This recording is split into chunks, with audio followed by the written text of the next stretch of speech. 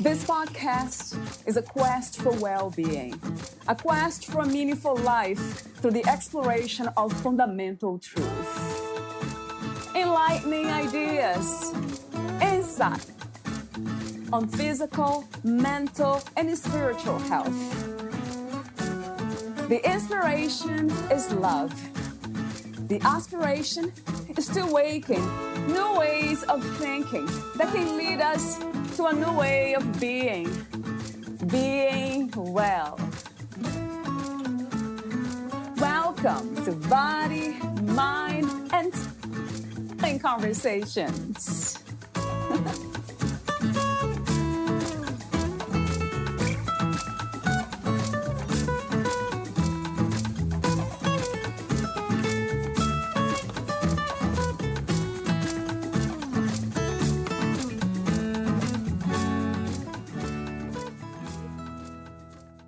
You have access to all the guidance and direction you need.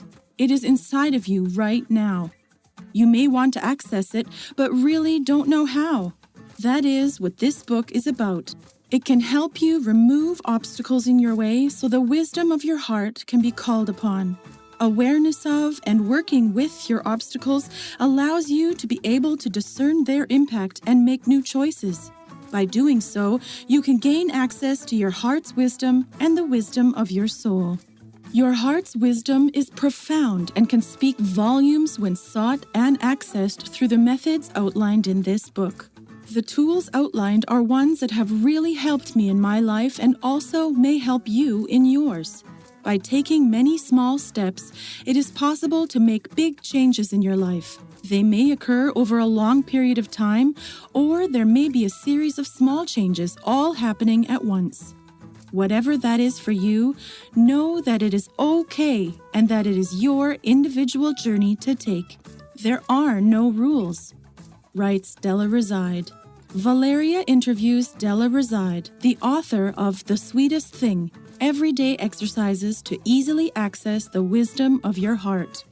Della is also a chakra educator and the founder of Cellular Consciousness Healing, which is a method of releasing trauma, past experiences, and emotions stuck in the body without having to re-experience them on a cognitive level. Her work helps people release what has been holding them back while allowing them to shift their mindset, increase self-awareness, and move forward in life. She coined the term cellular consciousness in 2010 as the culmination of a career spanning over 3 decades in the medical field shifted towards alternative medicine. Della's diverse background includes a BMLT with a degree in microbiology, certification as a Brennan integration practitioner, and as a holistic health coach.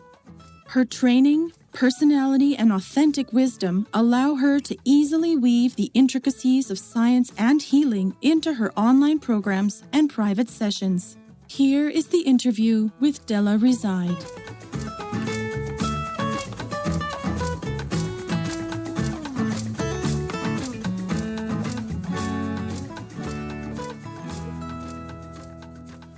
In your own words, who is Della Reside?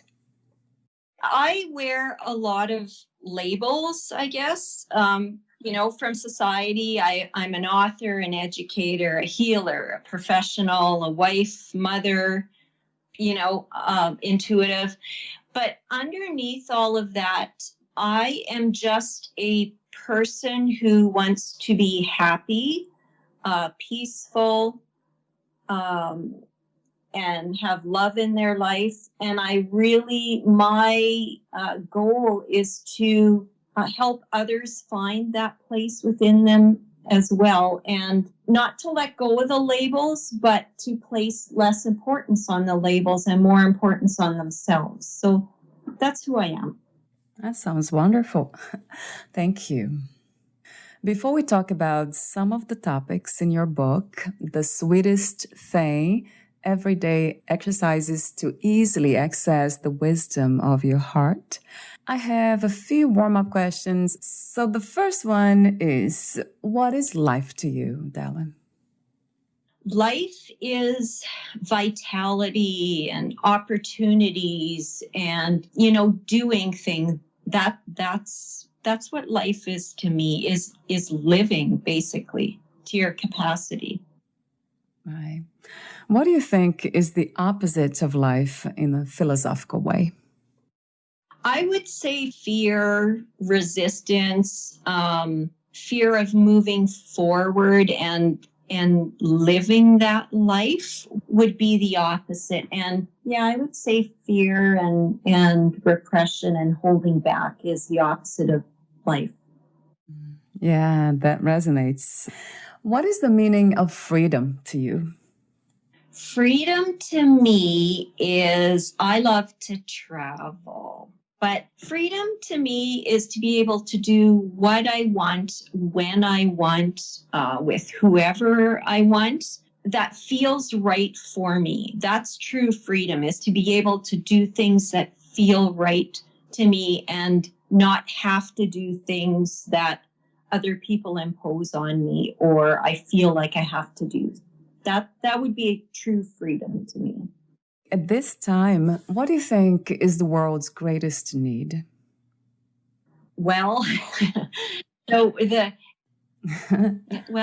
let me think on that. I would say the world's greatest need is self-awareness and self-responsibility. And that if everybody were to look inside of themselves and start there instead of pointing the fingers out at other people, I think it would be a different place, I guess.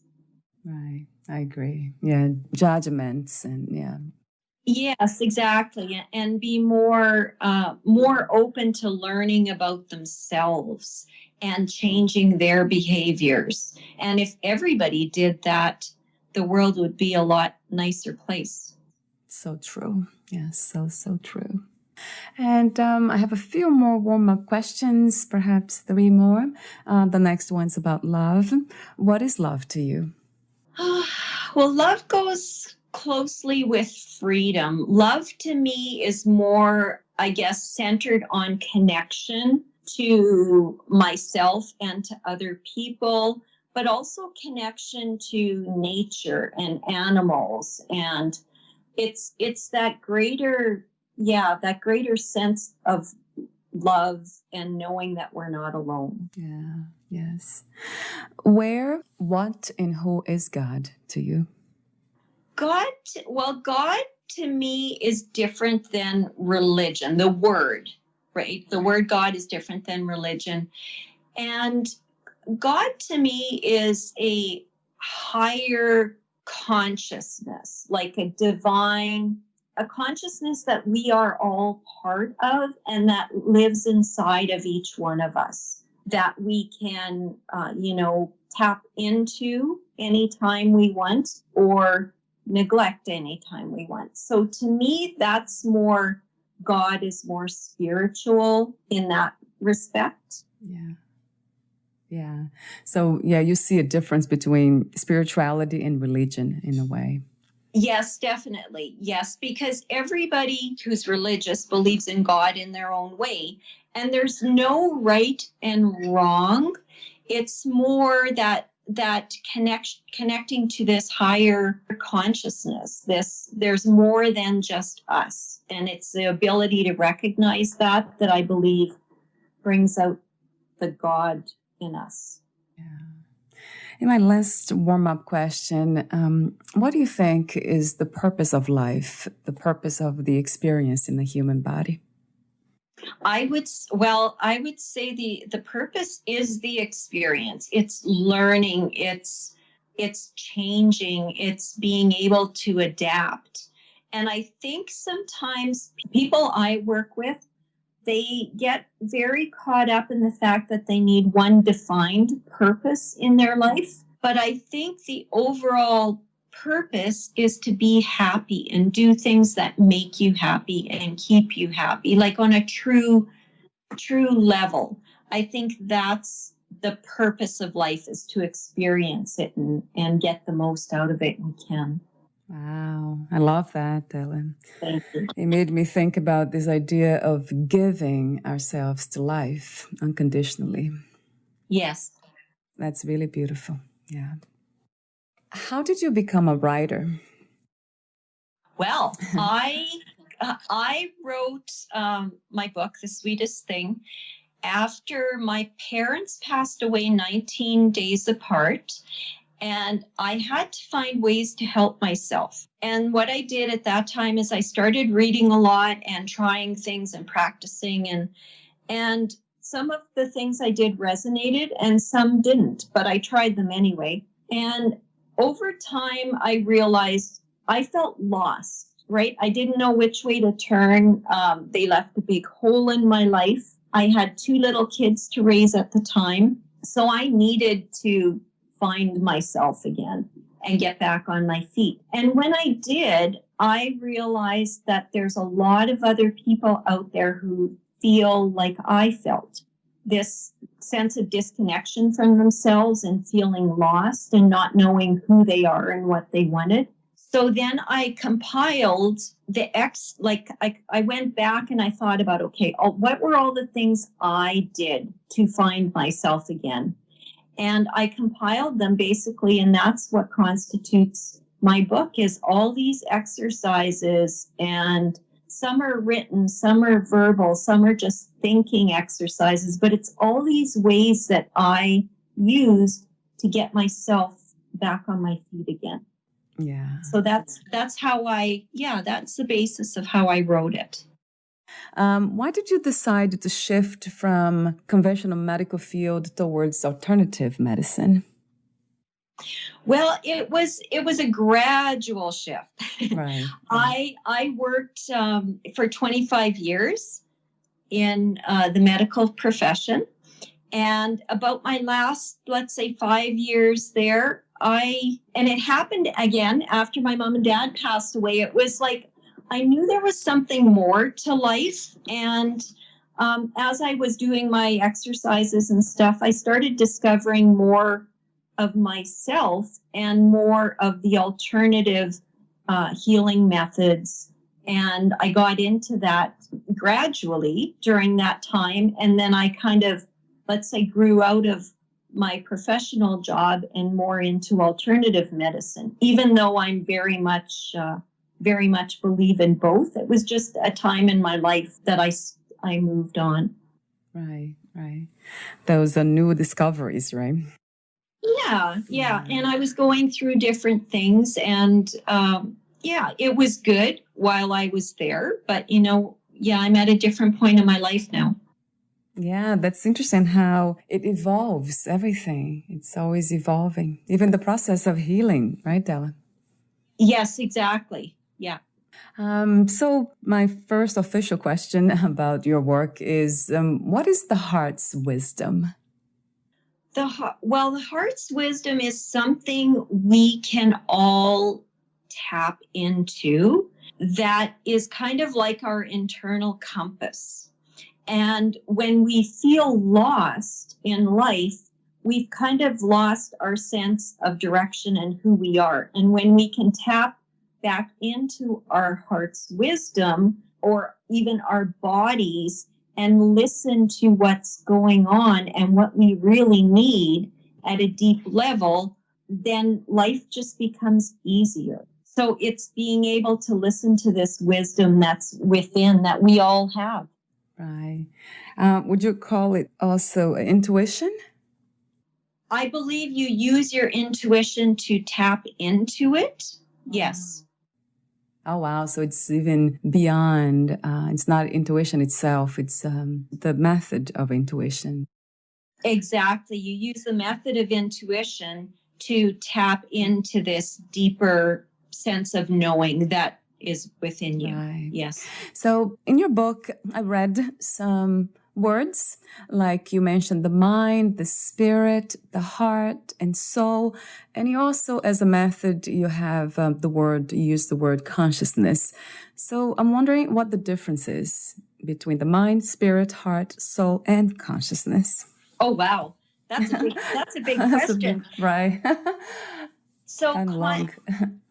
from, I guess, and this is obviously just my perspective. So consciousness and the soul to me are kind of the same thing, let's say. It's tapping into this bigger sense of who we are. And the mind, as I mean the brain, I use it as a tool to help me go deeper and tap into my heart's wisdom. And when I listen to my heart's wisdom, then it's like I can expand further into the level of consciousness and the soul. So it's almost like I use my mind to get me to my heart's wisdom, and then I use my heart's wisdom to get me to start going deeper. So it's like steps. Right. So the spirit, the soul, and consciousness, they're all one in a way? The way I see it, I mean, you could probably split hairs defining them, but I try not to get into definitions, and it's more the way that it feels to me. I guess that's a better way to express it. So when I'm at that level, they feel the same to me. I guess that's why I said that. Right. So going back to the heart's wisdom and to understand more what that is, why do you think so many of us live outside of the heart's wisdom? I think it's just the way we live our lives. We're busy. A lot of us are very mentally focused. So we spend a lot of time in our head as opposed to feeling what's going on in our body. Electronics contribute to that, and I use them as much as anyone, but there's a time to put them down and connect to your body again. So I think all of that stress is a big one. Lack of exercise, our diets. I think they all contribute to this disconnection from our heart's wisdom. Yeah. So ultimately, lack of health, right? Or Yeah. And my next question is about the signs. What are the signs? So how do we know when we are being finally guided by the heart's wisdom? I find I can feel a warm sensation in my chest, literally and that's why my book is called The Sweetest Thing. It's this sweet spot that it feels right. It feels good. And when you can learn to pay attention to when things feel right and feel good, then you're tapping into it. So it may feel different for everyone, but that's just how I perceive it. It's actually almost a physical sensation I get in my chest. Right. I like the way you described that, the sensation exactly in that specific area of the chest, because that's important to understand that it's not just pleasure, because that we can feel good and we can feel with the body, but it could be coming from temporary pleasure or something else. So do you feel this often? Because I don't feel the heart's energy and that warmth. I do feel less sometimes, but in the presence of some people in some situations, but not too often though.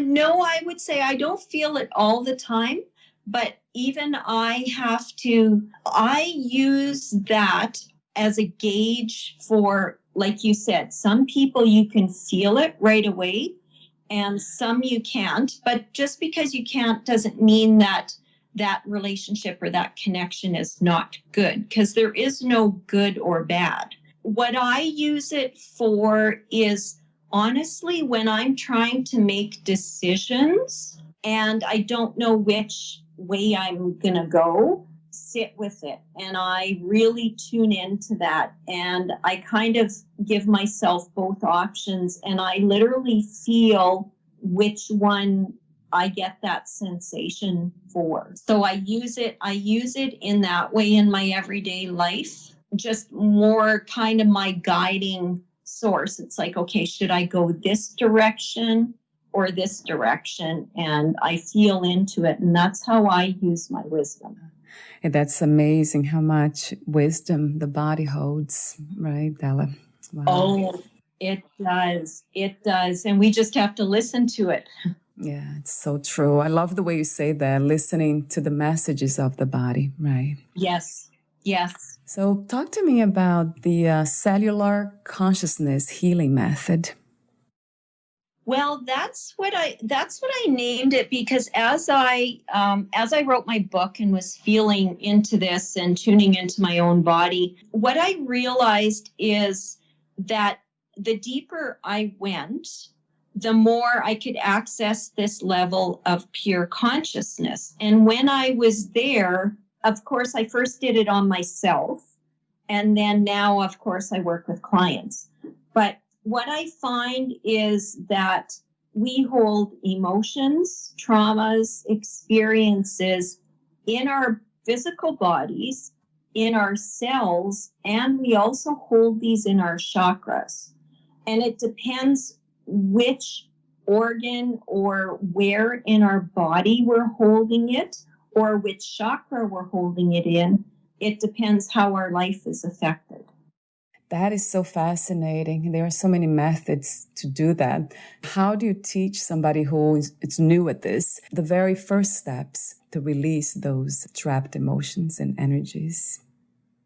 The way I teach people is I get them, first they have to get very still. And then what we do is almost like a guided journey, let's say, into the body. So it depends where their area of concern is. I usually get them to put their hand on that area, and then I guide them. I basically guide them deeper and deeper, and I teach them how to start listening. And I use the word listening loosely, because it's more, when I say listening, I mean perceiving with all of the senses. Okay. So then I teach them how to listen to what's going on in there. And what I find is that we don't have to do anything to get it to release. Just giving it our attention shifts the energy and helps it change and release in there. Wow. And that takes, like you said, silence, quieting the mind, right? Yes, quieting the mind and getting still and going within. Yes. So the first step would be meditation or breathing techniques, or? Well, when I teach it, I do a guided meditation.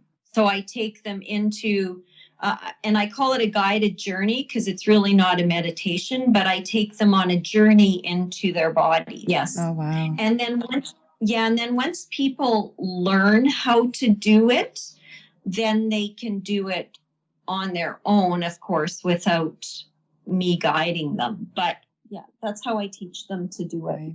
In your book, you talk about synchronicity. That's a very interesting subject. So talk to me about the importance of synchronicity. And if you can give me some examples of that, would be great too. Well, synchronicity, I think, is my book. I set it up into distinct parts, so someone could pick it up from the beginning, read it from beginning to end. And what I do is, the first part of the book is I get people to start paying attention or closer attention to things around them. And one of the things I believe in that section is the synchronicity.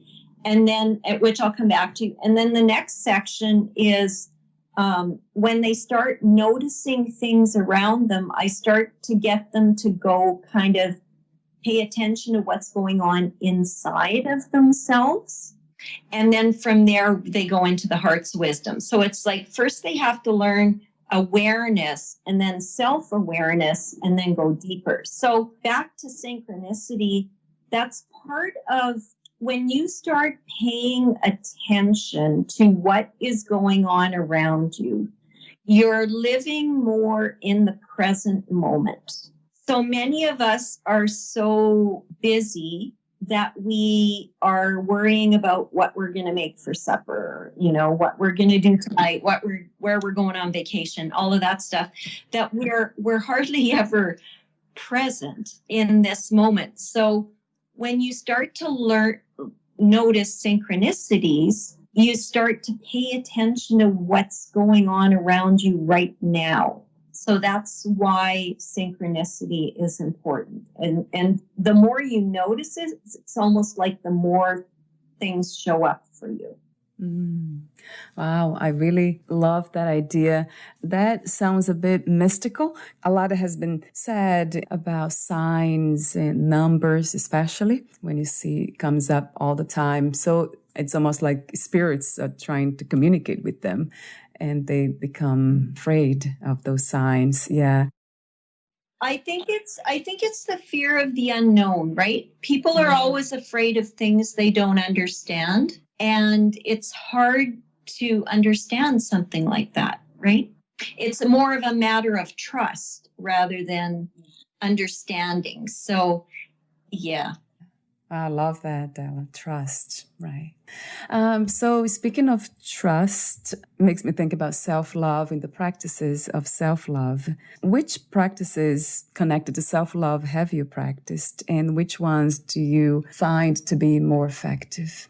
Oh, well, I've tried a lot. The ones I find most effective, I would say meditation helps me find self-love. When I take care of myself and get some exercise, I'm not that great at it, but I do try. When I eat well, those kind of things really help me.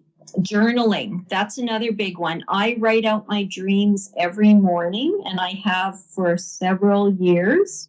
I write down the numbers, and I think I'm over 2,600 already. Like, it's just a thing I do.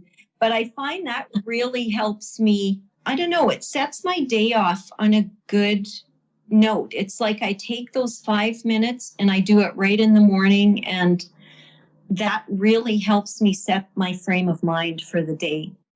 What a wonderful practice, journaling and writing. It's so interesting. I ask this question often. What makes writing so healing? It's funny, but it's like you can get into, and I'm sure it's the same with artists who paint or dancers or anybody who can tune into that. And I think writing is a form like that. It's a creative pursuit. And I think anytime you can really just allow yourself to do it, I think that's why it's so fulfilling especially if you're not trying to create content for a purpose. If you just allow yourself to free write and journal. Yeah, that makes sense, because now you create more of this space to explore, right, the unknown. Yes, and it's almost like you can let out the thoughts that are running through your head, and it's almost like you can clear your own head by doing it, just letting it flow out onto the page, just. Yeah, right.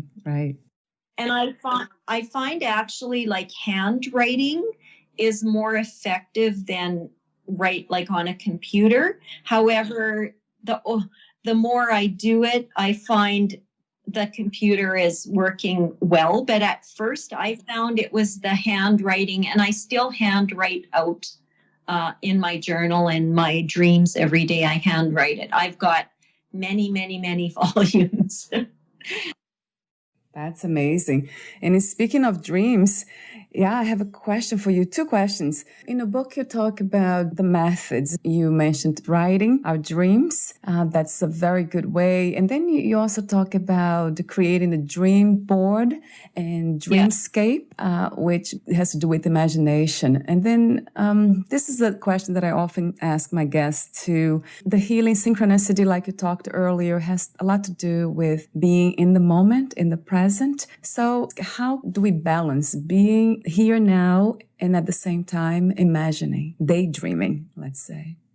Well, I think when you take the time to be fully present in the moment, it's almost like you can create space for imagining.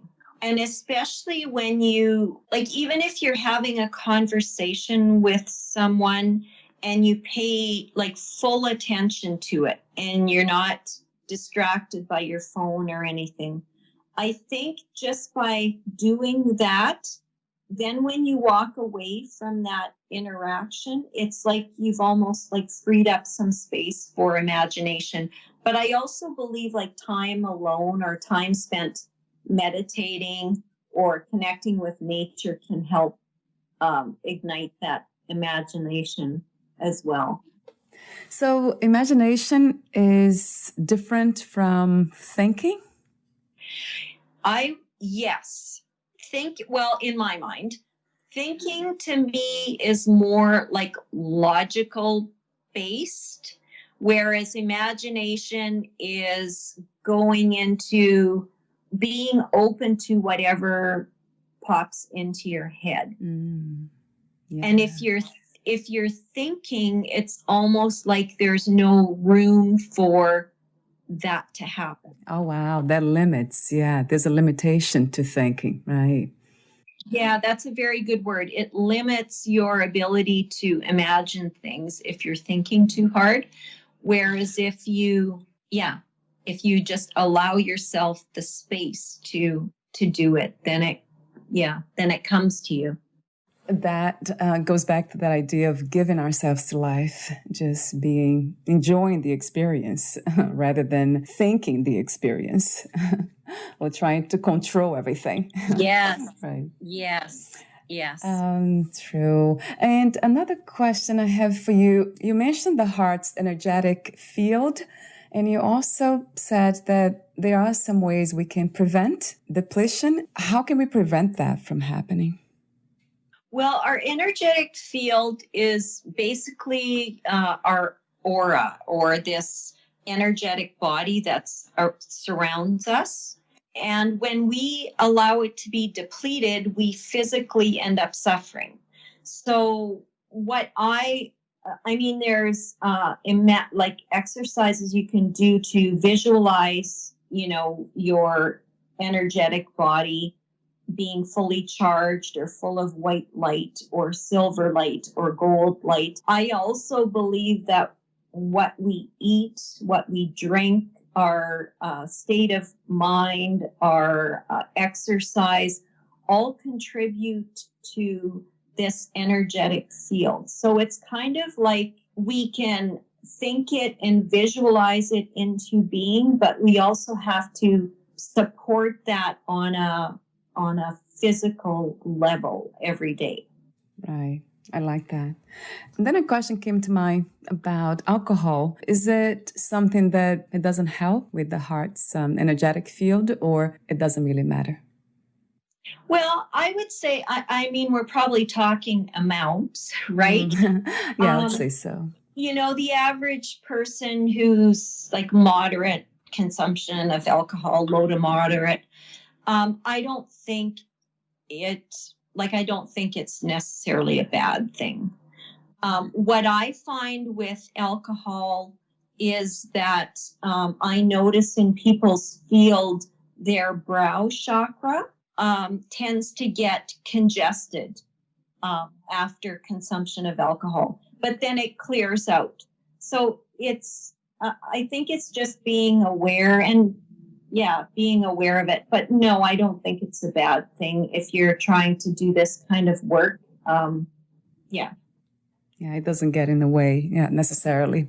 No, I mean, if you drank to excess, then yes, it probably would. But I guarantee anybody who drinks to excess wouldn't be into doing this kind of work. So,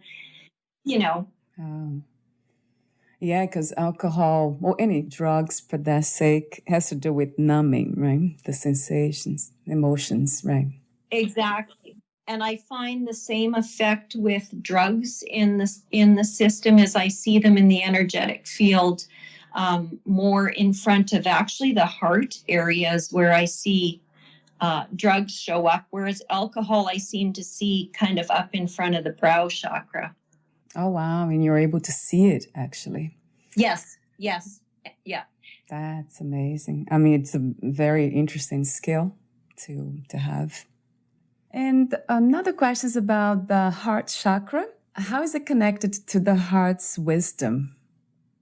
Well, the way I feel, the heart is all about feeling, love, relationships, is that you tap into the heart chakra. So your heart chakra has to be open in order to tap into the heart's wisdom. And how do we do that, Della? Well, those are all the exercises. Those are all the ways that I've been talking about, is that the self-care is a big one, but then to gain the awareness, like I said, the first part of my book is noticing these synchronicities and stuff. And then the second part is really about feeling this in your body. So when I say in my book, when I talk about it in the body, is in the heart. So I kind of guide them into how to do that. So basically everything's connected and sound very much like common sense, just self-love and healthy practices with self-awareness and presence. Yes. And if people, and there are probably people out there who do take care of themselves and do all the things that they should be doing and still feel disconnected. But my advice to them would be to start paying attention, like to your heart, how that feels. Yeah. You know? That's so true, because I feel everything in my heart. And that's true for everyone, right, Della? Yes, it is true for everyone. Yes. Yeah, I believe so. Yeah. So my last question related to your work is about the obstacles to accessing the heart's wisdom. And I think we have been talking about them too, like judgment, we kind of mentioned earlier briefly. But then talk to me a bit more about fear and guilt, stress, anxiety. Well, I think the stress and anxiety, they usually, when we're in that kind of state, we're probably too tired, too stressed to even try and connect with ourselves in that way, right? Self-judgment is a big one. Ego, expectations put on us by other people that we take on, they can prevent us from even trying to do this or not believing in it when we do feel it. Like we may feel it, but then we dismiss it, right? So I think there's all these ways that we almost sabotage ourselves that we have to get past in order to do this. And one of the things is trust. And I spoke to that earlier. It's like you have to trust what you're feeling. If you meet someone and I call them my spidey senses. Mm-hmm. If you meet someone and your spidey senses are telling you to stay away or run the other direction, you're probably better off trusting that, because you may not understand it or know why, but your body, your heart knows there's something that isn't resonating with you. It doesn't mean it's dangerous. It's just not resonating with you or where you need to be. Right. And that takes wisdom itself, this ability to say no when we have to. I'm not trying to please everyone. Yes. Right. Yes. And that's difficult, right? Yeah, it seems like more challenging for women than, I'm not sure, but would you say that's more challenging for us?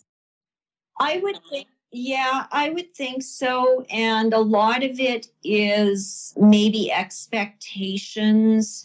And I wouldn't say it's maybe so much anymore because the dynamic is changing. But I would say that it used to be the expectations that women were the caretakers and caregivers. And we've all realized that, I mean, that can be true, but it isn't necessarily true. Men are just as capable, and they also do it and can do it. So I think the stereotypes are changing around that, because some men may find that they're like that too. You know, they give too much of themselves, and they, you know, can't say no and stuff. So I don't think it's really associated with male or female.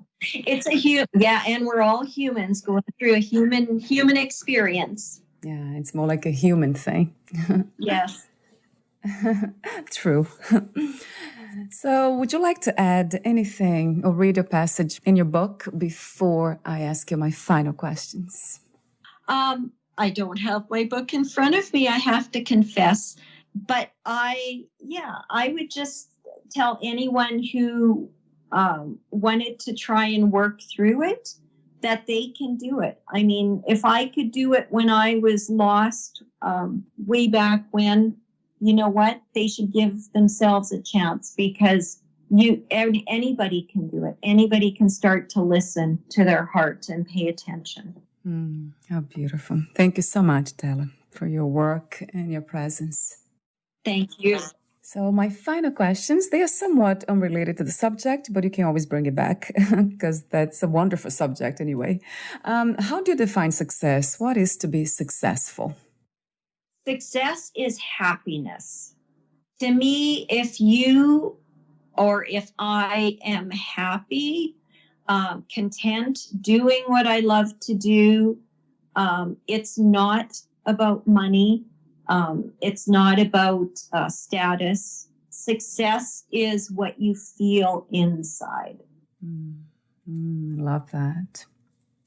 What was the hardest lesson to learn about yourself? The hardest lesson is that it's not about me, because I would take things so personally, and this was ever since I was a child, that I always felt like I did something wrong, or I said something wrong, and my biggest lesson has been that it's not about me. People are busy doing their own thing, having their own lives, and they're not always thinking about me. So it was a bit humbling to realize that no, they're just going on their way, doing their own thing, and that's not about me. Yeah. Wow. Well, that's a big lesson for all of us, I would say. Oh, yes, yes. Realizing that, right? I was just going to say, and some days I still struggle with it. It's an ongoing lesson. Yeah, it is, Della. Absolutely. As is unconditional self-love, right? Or unconditional love in general. Yes. Right? Yes. And my other question is, what is another word for healing? That's a tough one. Another word for healing. I don't know if I can say it in one word, but another word for healing would be like finding yourself, like finding that contentment within you. And that looks different for everyone. Healing doesn't mean cure, right?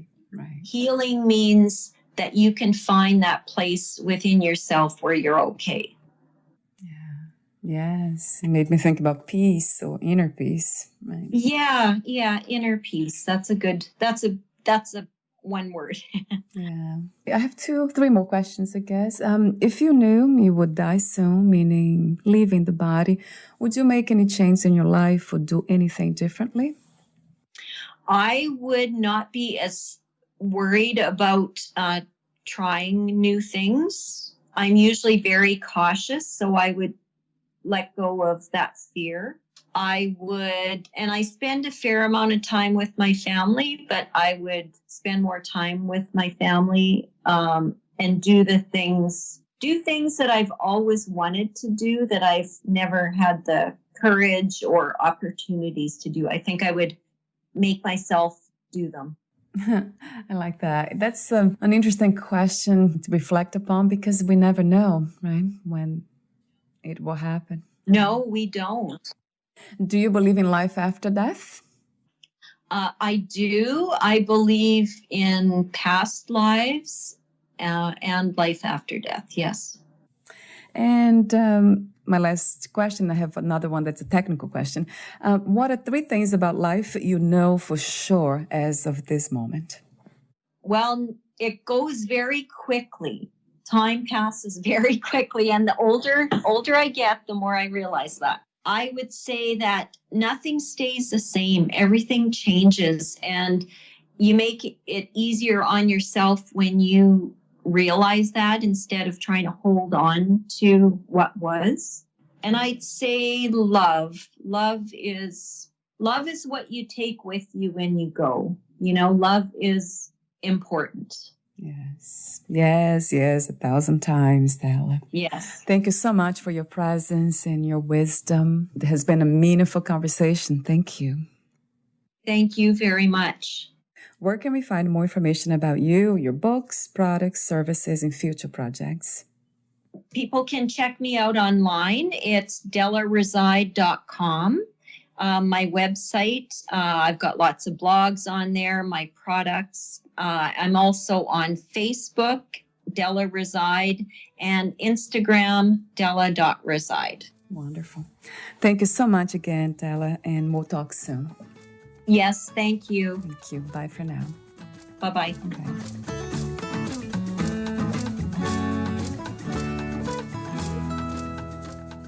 Thank you for listening. To learn more about Della Reside, please visit her website, dellareside.com.